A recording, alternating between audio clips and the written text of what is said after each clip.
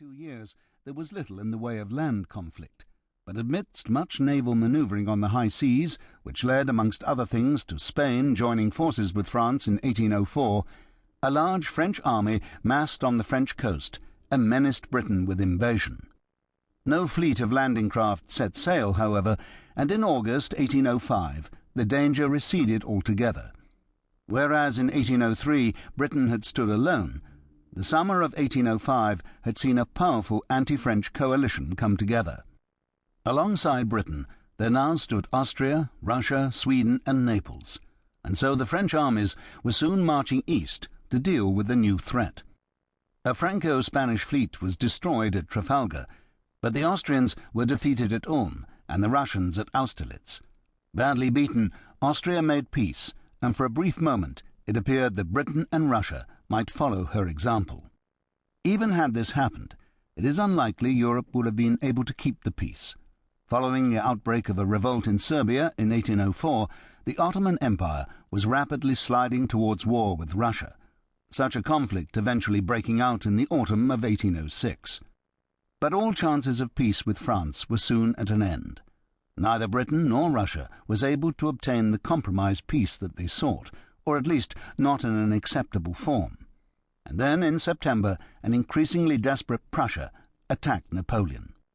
There followed further great battles. The Prussians were crushed at Jena and Auerstedt, while a French invasion of Poland led in February 1807 to the terrible slaughter on the blizzard-swept field of Eylau.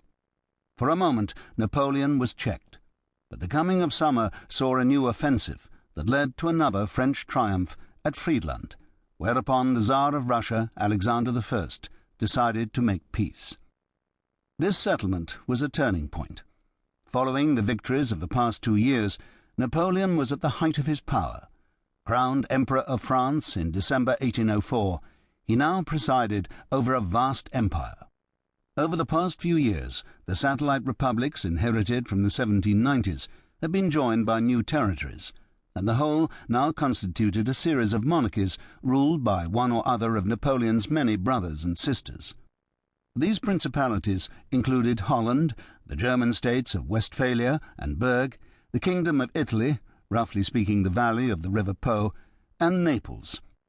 Many other areas, meanwhile, Belgium, the Rhineland, Piedmont, had been annexed to France, and varying degrees of control were also enjoyed in Germany, where the old Holy Roman Empire had been replaced by a new confederation of the Rhine and Poland, part of which had been organized into yet another satellite state known as the Grand Duchy of Warsaw.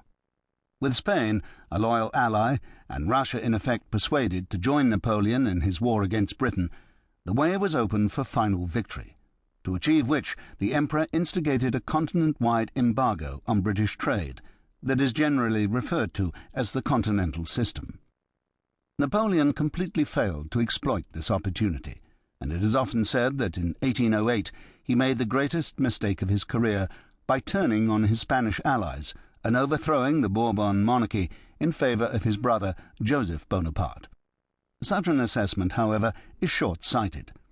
The Spanish adventure may have plunged France into a long and devastating war which was to seesaw back and forth on the Iberian Peninsula for the next 5 years, but in itself this was not a disaster. Exerting a greater degree of control in Spain made sense in terms of both Napoleon's war against Britain and the partition of the Ottoman Empire, which he was certainly considering by 1808, whilst the war there was by no means unwinnable. The real error was Napoleon's treatment of the rest of the continent. Such was the loathing and distrust with which Britain was regarded in Germany, Italy, Scandinavia, Austria and Russia, that a policy of conciliation and respect might well have won the Emperor the active support of the whole of Europe, and made it very difficult for Britain to continue the war. From the beginning, however, the Napoleonic imperium showed itself to be bent on nothing more than exploitation. Even the reforms that it brought in amounted to little more than attempts to produce more men and money. And for the other powers it was clear that what faced them was in effect complete subjugation to Paris.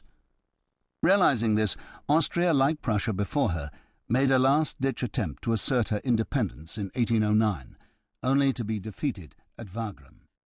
This victory